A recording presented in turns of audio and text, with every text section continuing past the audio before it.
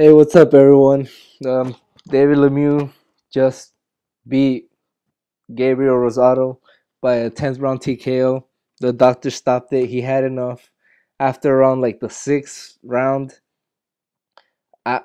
before the round started, the ref pointed him to the doctor, and he checked him every single round, sixth, seventh, eighth, ninth. I think he checked him in the 10th before the round even started. If he was gonna fight, if he was gonna stop the fight anyway, he should have stopped it before the round even started. But yeah, it's easy to root for Gabe Rosado because he has so much heart. He always comes to fight.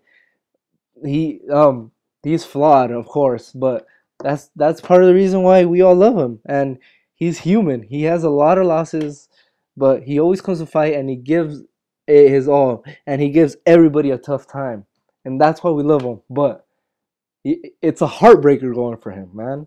I was going for him all the way. Weisfeld gave him like 2 rounds. I don't know. I had it even after the six. I had it 3-3, but maybe that's my bias towards Rosado because I got love for him. Philly all the way. He's all Philly, man. But yeah, props to Lemieux. He fought a great fight. Man, this guy's a banger, dude. This guy throws haymakers throughout the whole fight, but he fought he didn't go wild, he wasn't going for the knockout from the get-go. He went for the knockout when he would hit Gabe good, but Gabe has heart. No one blows Gabe out. No one knocks him out. No one beats him up. I mean, you could say that Angulo fight, he got dropped like 4 times, but he wasn't getting he was getting dropped a lot, but he wasn't beat up. You know what I'm saying? Like it wasn't like, oh, someone please stop this.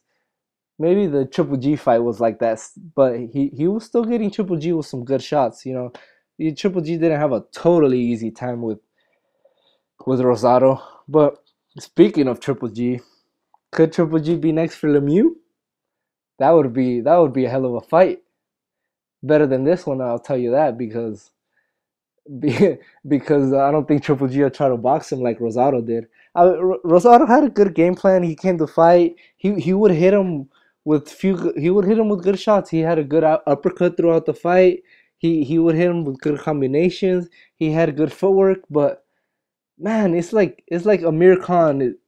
He's a good fighter, but if it wasn't for his chin, he could be great. He could be great. And with Rosado, I don't know if he could be great, but if it wasn't for his skin tissue, his sensitive skin tissue, man, he could be not great, but he would have probably beaten Peter Quillen at least. He could have beaten Peter Quillen, maybe last a few more rounds before getting dropped and stopped by Triple G, maybe the 11th, 12th, or he could have gone the distance with Triple G even. Maybe, but yeah, he keeps breaking my heart, but I'm still gonna go for him every fight. He said he's like a Arturo Gotti, and I agree to an extent. He doesn't have the power of an Arturo Gotti or the fan base, but he's a likable guy. He's easy to work. He's easy to root for. But I don't want to make this all about Rosado because David Lemieux fought a great fight. He's a banger, and I look forward to seeing him fight, and I'm glad he's not done because he's a good fighter too, and he's very exciting to watch. So if Triple G's next, I look forward to seeing that, but I don't think it'll last more than 4 rounds. But it will be a shootout. It will be a shootout if that ever happens. Yeah. All right, everybody. This was a decent night of boxing. Oh yeah, the undercard. I watched the undercard I watched was Dulorme versus Hank Lundy. I didn't watch the De La Rosa fight because I was watching the stupid John Pascal fight, which man, I made a video on it if you're interested. But Dulorme is good. I like him. I like his style. I like people being technical. That's the sweet science, being technical. And people that say Rigondo and Mayweather, but this is the most basic technical boxer that there is. I'm not saying he's the best, but this is what you learn when they teach you how to boxing. how to box, or this is what they should teach you. Him and Mikey Garcia is would be the tapes I show to new kids that want to learn how to box. I would show him the footwork, the combinations, the jab of Tomas Dulorme and Mikey Garcia. I think they're the best technicians in the sport. One of the best technicians in the sport of boxing today. They know the fundamentals. They're great to watch. They're just great to watch. Being a great pure boxer or a boxer puncher doesn't have to be boring. It doesn't have to be a boring fight. The guy doesn't have to be running the 12 rounds.